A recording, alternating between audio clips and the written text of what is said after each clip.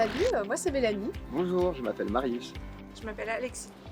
J'ai commencé en septembre-octobre 2019 quand les grèves SNCF ont commencé tout simplement. J'ai commencé le covoiturage en 2014 parce qu'il s'avère qu'à cette époque j'ai eu ma voiture en 2014 et donc pour des raisons économiques et pour des raisons du fait que j'étais étudiante et que je faisais des trajets très régulièrement pour rentrer chez mes parents, pour aller voir des potes. J'ai commencé en 2018. Ce jour-là, je devais aller en partiel de fiscalité. Je suis rentré dans une camionnette et juste après le partiel, je devais partir en vacances à 300 km de mon domicile. J'ai voulu prendre le train, mais alors j'avais le choix entre prendre le train et manger des pâtes jusqu'à la fin du mois.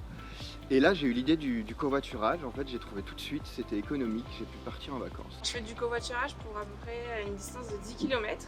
C'est mon trajet quotidien pour aller au travail. Et j'ai tout simplement découvert qu'une de mes collègues était ma voisine. À chaque fois que je pars en vacances, je trouve forcément quelqu'un qui matche avec mes dates. Pareil pour le retour.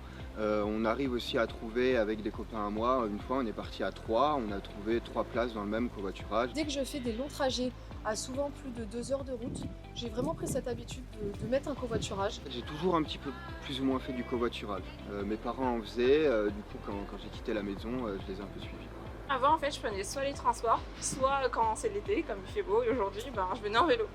En tant que conducteur, avantage vraiment économique puisque ça permet quand même de réduire ses frais, de partager les frais de péage, de partager les frais d'essence. Pour un étudiant, ça a plein d'avantages, on rencontre du monde et surtout, on va pas se mentir, d'un point de vue économique, c'est une super alternative au train ou à la voiture pour ceux qui en ont. Autre avantage, bien évidemment, un avantage vraiment de convivialité, puisque en tant que conducteur, tu apprécies aussi partager, discuter, le temps passe beaucoup plus vite. Sur le temps de trajet, clairement, pour rentrer chez moi, c'est un changement de vie. Parce que je suis passée à 20 minutes, même pas de trajet, grand maximum. Ce qui est vraiment pratique dans le covoiturage, c'est d'avoir quelqu'un avec qui parler. Moi, je suis un grand bavard. Quand il y a quelqu'un, on peut lui parler, on peut échanger.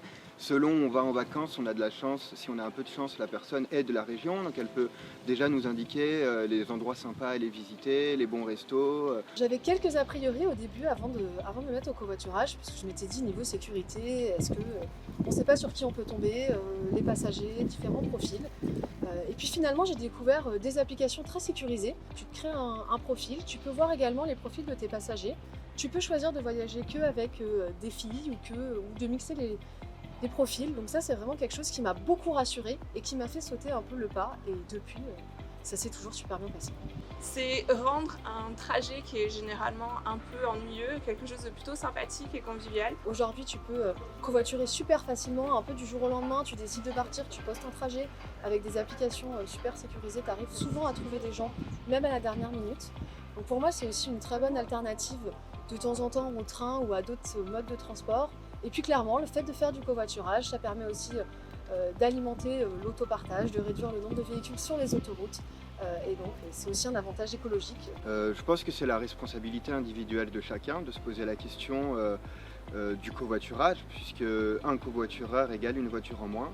En 2050, il faudra se poser la question de savoir si on préfère avoir 1 milliard de voitures en circulation ou des pingouins.